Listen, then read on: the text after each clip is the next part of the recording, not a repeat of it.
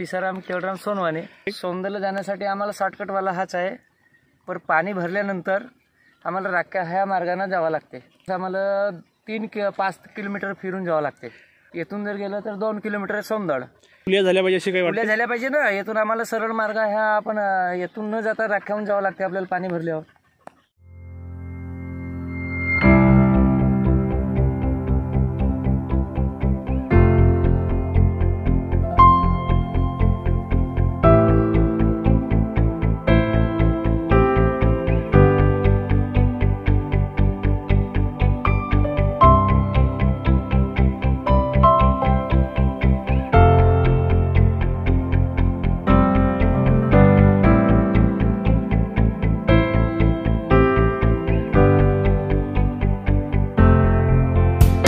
माझं नाव आहे दिलीप शंकर बांकुळे। अडचणी बरेच अडचणी आहेत। आपल्याला जायला मार्ग म्हणजे 5 किलोमीटर अंतरावरून जावं लागते फेऱ्यांना।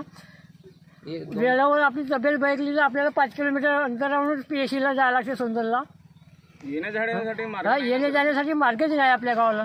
सौंदर्य लोहे साड्याला, ZP साड्याला आणि बाजार वगैरे सौंदर्य सगळं मार्केट वगैरे आम्हाला सौंदर्य का आहे जवळ, त्याच्यामुळे तुम्हाला इकडे यावं लागतं। हो, त्याच्यामुळे आम्हाला इकडे यावं लागते। तर आम्हाला हा पुलियाचा मार्ग पाहिजे ना आम्हाला इथून। हा आमचा मार्ग आहे PWचा रोड।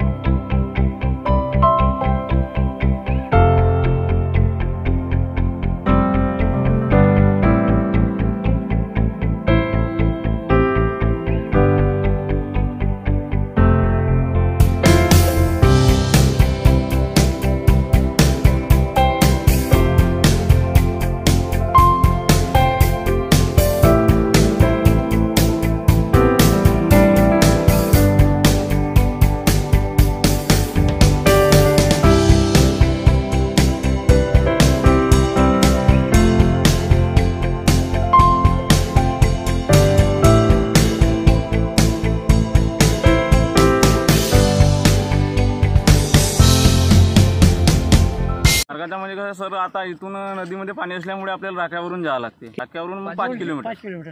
या मार्गाने गेल्यावर फायदा काय होते? फायदा म्हणजे सर आपला 2 किलोमीटरचं अंतर वाचते सर। आता सौंदर्य म्हटलं तर मार्केट वगैरे आपल्याला हमेशा करावं लागते। आपल्या गावाकडे काही मार्केट वगैरे नाही, किराणा वगैरे न्यायचा आहे, कोणतं सामान शाळेसाठी पण तिथे जावं लागते।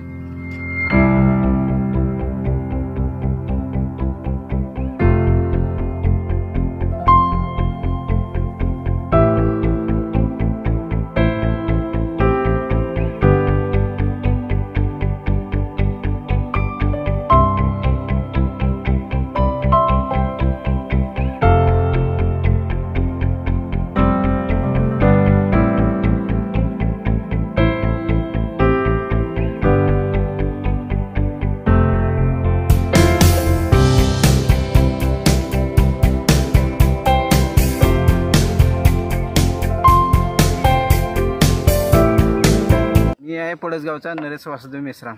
नदीला पाणी असलं तर राख्यावरून, जर पूल झालाच तर लोकांना येण्या जाण्याकरता चांगला मार्ग होईल सुरळीत, त्याचा फायदाही होईल। मजूर वर्ग जाते, बेलदारी आहे किंवा कोणी बाजारासाठी जाते, कोणी किराणा दुकानसाठी जाते, किराणा सामानसाठी जाते.